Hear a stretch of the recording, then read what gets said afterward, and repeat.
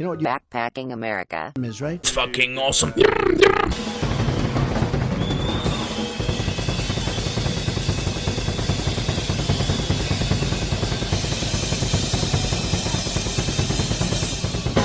It's Backpacking America, an analytical podcast. Low Power FM radio was pirate radio's last attempt to get on the airwaves legally. Prometheus was in large part responsible for the construction of many new LPFM stations around the country. Prometheus was an advocacy group of former pirates that sought to demystify radio technology by teaching people how to build transmitters at their barn raisings. A barn raising is a concept where the community comes to build a barn together to make the work go faster, and was an important social activity in rural America. The reason Prometheus used this concept was to build community solidarity, teach people how radio worked, and to build a station to give that community a voice. Through this formula, the group came into some important contradictions. First, women are a minority within the field of radio technology and production. Prometheus sought to change this through focusing on these individuals when they came to barn raisings in hopes of sparking interest and thus bringing more women into the field. The second, a lot of people were inexperienced with radio and were only doing it as a fun activity, and they were often intimidated by the more experienced engineers that got easily aggravated when dealing with general uneducation with radio tech. This, coupled with the Prometheus staff being overwhelmed with the other duties required of them at the barn raisings, such as organizing food service, filling paperwork, and making sure all participants were getting the help they needed, and were properly constructing the station, made it difficult for the Prometheus staff to interject when sexism occurred on the part of the tech heads, or aggravated comments when technological incompetence was displayed. Nevertheless, this group did succeed in building multiple LPFM stations throughout the country.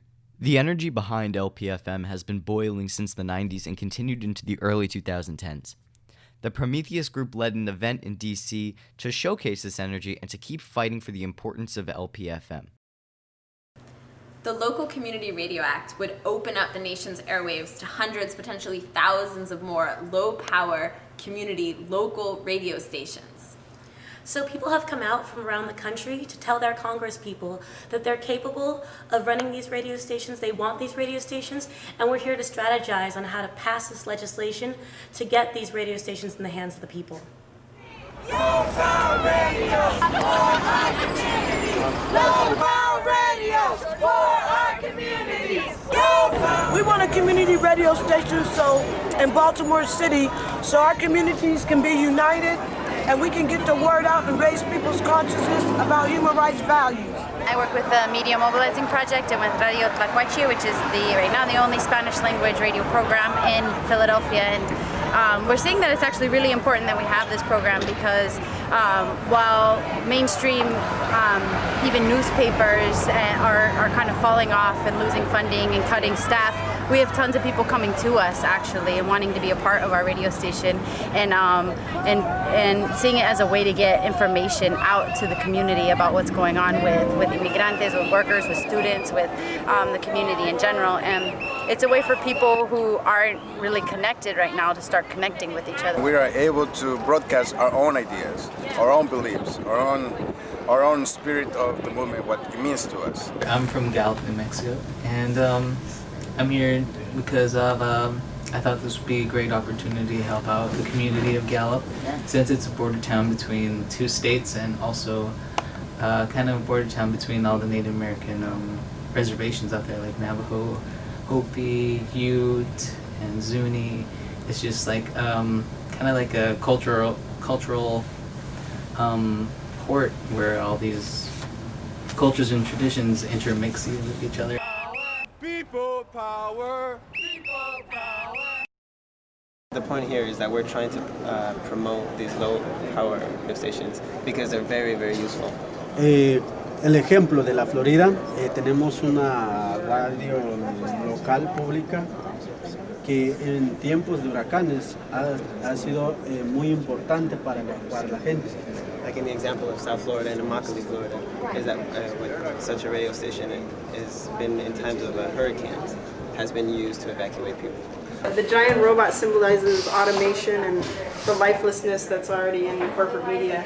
And once this giant microphone is busted open with smaller microphones like in Fantasia, then all the people will actually be able to have those microphones and, you know, Access to the airwaves. access to the airwaves. And I love radio, yeah. We have so much in common. Power! Power! Power! Power! Power to the people! Power to the people! Well, in about in 2012, 2013, they actually opened up real LPFM licenses. So this would have been, you know, you were probably, you know, it was a long time ago for you.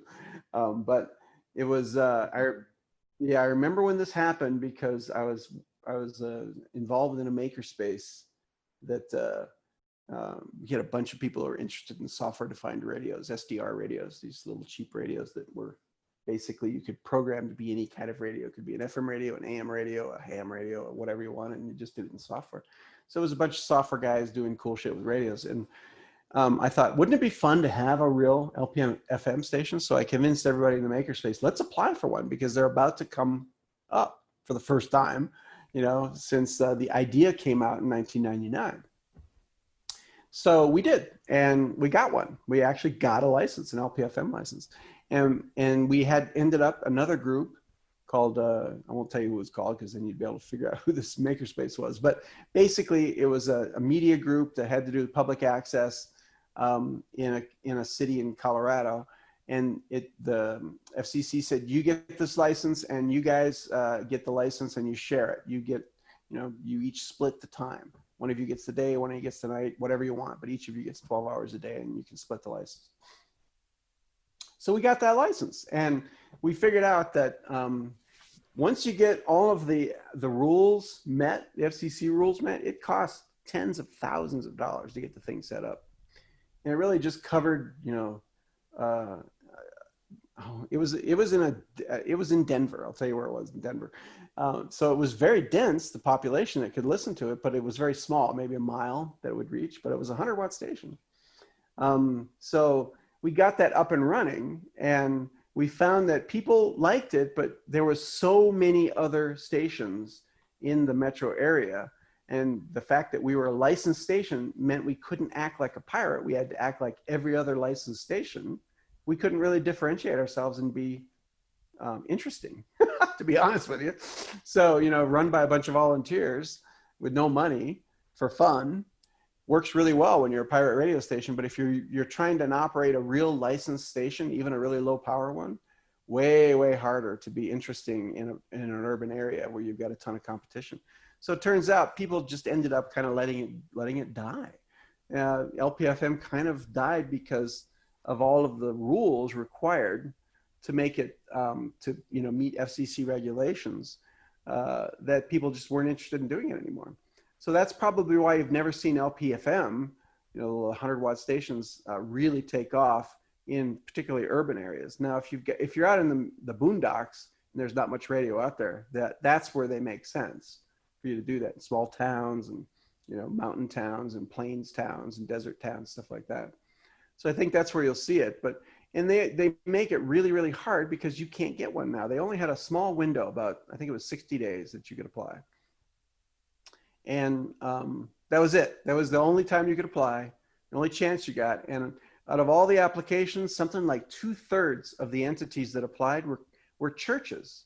So you had all these religious people trying to suck up all of these low power FM licenses so that they could stick their church services up and use them as basically relays for their larger stations if they had bigger stations. So, and some of these churches actually were awarded, you know, tens and even 50 or 100 of these licenses around the country, which turned out to be a scandal later on. But so what happened was they had one window once and several thousand licenses were granted, and they've never made it available since then, period. That's how low power FM works today. So you could never get, so you really can't apply anymore for LPFM. It just... No, you had 60 days, 7 or 8 years ago, where you could apply for an LPFM license. So we're really back in the same boat that when I was doing it, which is you couldn't get a license to do a radio station, even a legal radio station.